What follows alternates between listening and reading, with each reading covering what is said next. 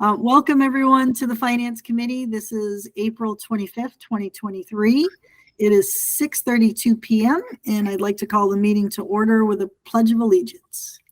I pledge of allegiance to the flag of the United States of America and to the republic for which we stand, one nation, under God, indivisible, with liberty and justice for all. This meeting is being held remotely in accordance with the Governor of Massachusetts March 12, 2020 order suspending certain provisions of the open meeting law, GLC 30A, Section 20.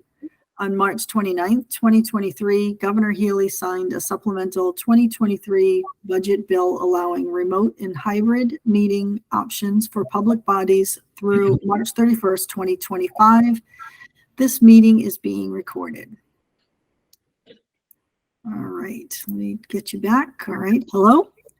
Okay, well, we are 1 week away from town meeting, and the one thing that we wanted to talk about, other than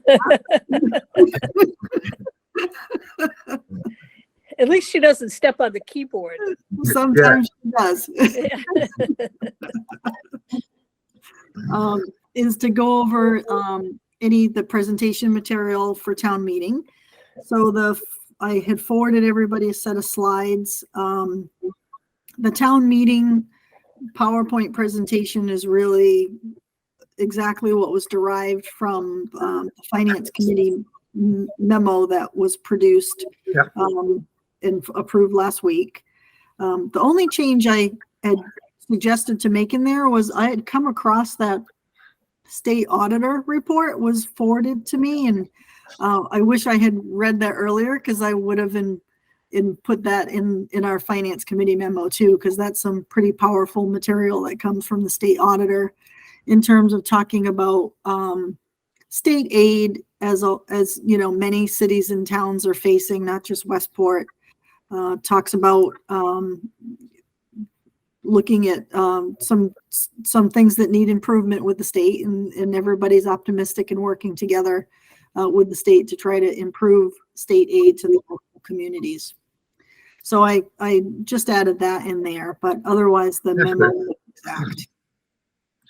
I like your point, Karen, about the mandatory comes off the top. I think that's important. Say that again, Hugh?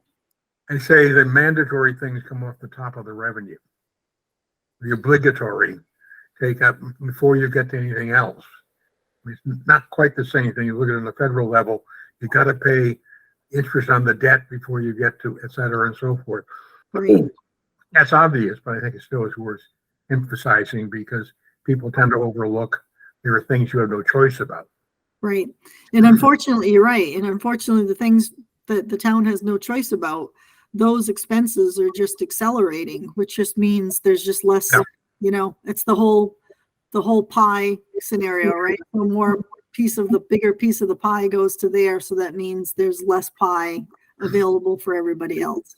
And it has to deal with the issue out there with some people of why are they spending so much money? Why are expenses going up? Why are we spending? Well, the answer is, for these, there's no choice. Mm-hmm. And therefore, it's not that the FinCom or the selectmen are being loose with the money. It's obligatory, and you have no choice. Mm-hmm. Karen, I'm pretty sure I know the answer to this. I just wanted to confirm it. So before the town does the 54-46 split on new revenue, they take the chunk off the top, right? They take those obligatory payments. It's not just the town side that absorbs that increase, correct? Correct. Right. So, okay. That's what I thought. Yeah, certain things like healthcare and Pensions. pension, Right. Okay. come off the top. Insurance. Right. Okay. Insurance. Yeah. Yeah. So then the second, I guess the question is, the second piece of it is to have a quick Article 6, which is the supplemental budget appropriation discussion. So we can do that all in one big presentation right at the start of the meeting, or we can chunk it and just do the first part of the presentation. And then when Article 6 comes up, do that second piece. That's what I would recommend, on the theory that you have a limited attention span. And if you do it at the beginning, people have forgotten about it. Right, By the time we get to Article 6. right. I would agree, because by Yeah. the time you get to the last slide, people are overloaded. So this way, when it gets to Article 6, you got a fresh 2 or 3 minutes and can have that conversation. So, okay. Does anybody want to present that? Do you want me to present that? Does someone else want to present that? I think I as think- a chairman, you're the appropriate person. Yeah. Anything Okay. else? You'll have I the don't mic- want to you'll take have all the the seat, microphone. you know? You'll have the microphone. I think so too, but I think it's an opportunity to go back to the presentation on Article 5 and try to suggest how Article 6 tries to solve some of the problems Mhm. that you addressed in detail in Article 5. It might be appropriate when we're talking about Article 5, if questions come up about it, to point out that Article 6, when we get to it, would be supplemental to what is mentioned in Article 5. So people should make the connection, but they may not quickly.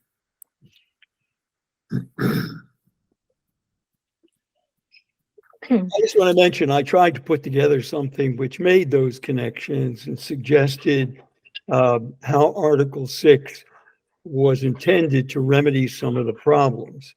But there were problems with respect to how little time we had left for me to do that. And secondly, whether or not the Finance Committee had had an opportunity to, in fact, make findings that would be a basis for the things that I was saying. Especially, I wonder if you might simply speak as a citizen, not representing the Finance Committee, obviously as a member of, but these are your thoughts and analysis, etc. That makes sense to you? It does. Yeah, I mean, I was thinking of doing that. I'm not going to be able to be at town meeting, Oh, but what I can do is put together a paper that would not identify me as a member of the Finance Committee, but just be my own effort to educate with respect to the connection, and put that up on certainly the Yes Westport website. But that might be not until after town meeting, because we don't even know at this point what's going to be voted out of town meeting with respect to Article 6. Right. You raise a related question, though, which I hadn't thought of. Do we know, Karen, whether we will have a quorum at the scheduled pre-meeting? Because Abs and Buzzy were down to, not tonight, but what our other members are. I don't know. So, I We don't, don't Hopefully. know. I just might ask. You might know. are you planning on attending, I'm Hugh? planning on attending, yeah. Okay. Cindy, are you planning on attending? absolutely. That's I'm going to good. just check and see what the date is of the Dartmouth Town Meeting. I know that Gary has been getting ready. I've been trying to line him up for a personnel board meeting, and he's been busy prepping for their annual town meeting. So let me just check and see when that is. Well, so far we have 3 members, so we just need 1 more and we'll have a quorum. Right. Right. Yeah, I'm And- sure that either Lawrence or Zach will be there. And that's only, just in case, we don't really have to have a meeting.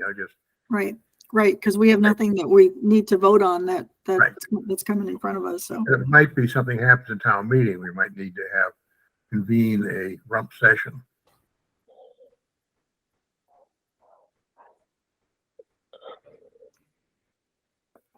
I'm still looking it up. Their information is almost as bad as ours. 2023 meeting calendar. Let's see. So Hugh, so I'm just, Hugh, you made a good point for Buzzy too, and so Buzzy won't be there, but, as always, Steve Forrs has always encouraged us as Finance Committee members to, get up to the mic and speak. certainly representing the finance committee's view, but certainly you can, of course, as a resident, do that too. So depending on how we go, so any participation would be helpful. Cindy and I have mics, but Yeah, I was sort of thinking that potential response, depending on how things develop. I mean, you don't want to wear out the welcome, and you're going to be featured prominently and appropriately with the presentation and so forth. But then if there are questions that come up that we should respond to, it might be better for one of the others of us to respond, simply because people may get, I don't mean it unkindly, Right. but people may be tired of looking at you. Of course. Right. I would encourage anybody that would want to take a question. Absolutely. But we can do that as we're there. If Right. you're sitting there, we can obviously discuss it quickly. Right. Because I'm sure if a question does come our way, I think Mr. Moderator would allow me to address the finance committee if anybody wanted to address that directly. I would That think just that would be makes me think of a technical question, though, I hadn't thought about. And that is if that's a meeting. So maybe what we do is we have our meeting beforehand and don't just adjourn. Right.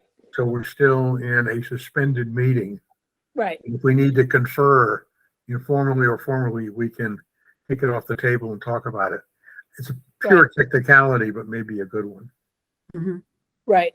I was thinking the same thing, that we should not adjourn that meeting until the town meeting is over. Adjourn, but not terminate. Right.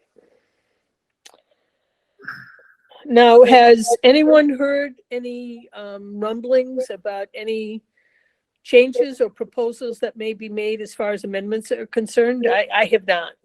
I have not. Whatever happens, happens. All right. Right.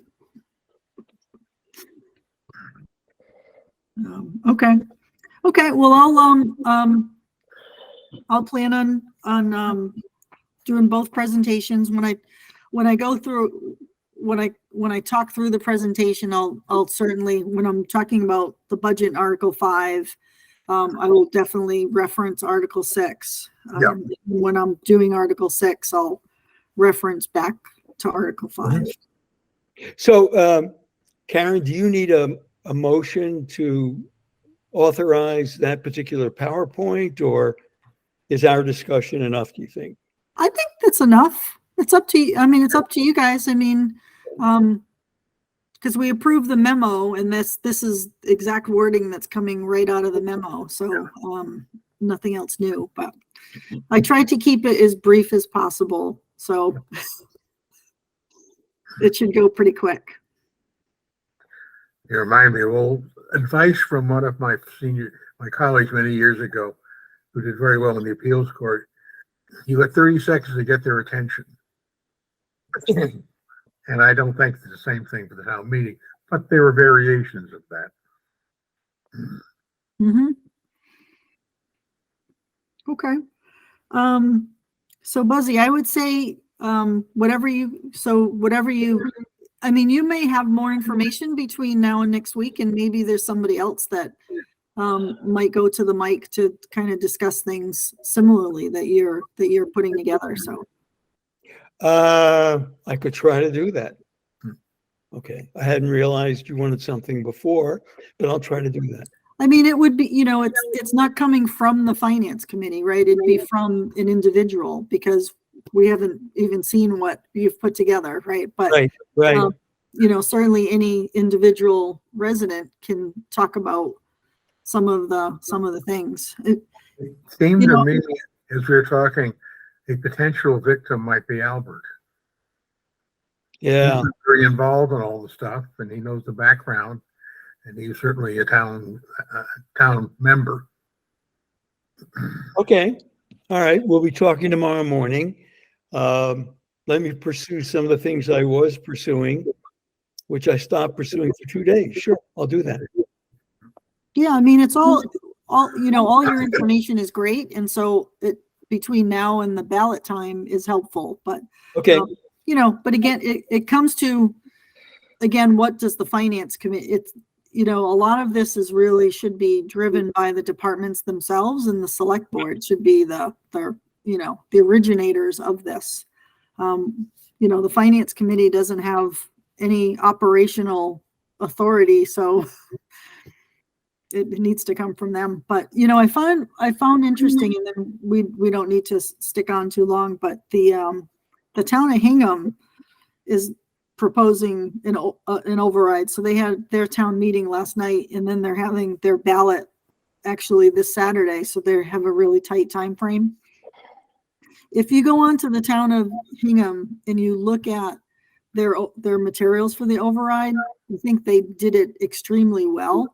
They also have a 5-year plan, and they put together an MOU, so a memorandum that was signed by the select board and the school committee and their advisory committee, committing to, you know, it's a memorandum of understanding, so it's not a firm contract, but this is the understanding of what they were laying out over a 5-year plan, what their 5-year plan was, that they wouldn't increase any expense departments beyond a certain percentage. They, you know, made a commitment to not go for an override until whatever, fiscal 28 or whatever. But it was a memorandum of understanding, and it was signed by all the executive branch, which I think were some of the things that we were talking about. So we'll see how theirs goes. I think that's brilliant. Mm-hmm. I think that's absolutely brilliant. It's all on their website. So if you haven't been to it, you can pull their 5-year plan, their discussion, their MOU. It's signed in ink by all the parties. But they're also asking for an $8 million override. So I think they said the average resident would increase their taxes by $900 a year, something like that. So much bigger, but they could do all the right things and still not pass because of the sensitivity of the dollars. But They I might think have it's overreached worth as it. well, so we'll see. Yeah. But anyway, I have nothing else unless anyone has anything else. No? Okay. I told my husband it would be a 20-minute meeting, and he didn't believe me. Well, let's see, you're at 19 minutes. We started 1 minute late, so you're really only at 18 minutes. All right, motion to adjourn. Second, All right. Hugh, Hugh Morton, aye. Cindy, Cindy Brown, aye. Fuzzy, Aye. and Karen Ross, aye.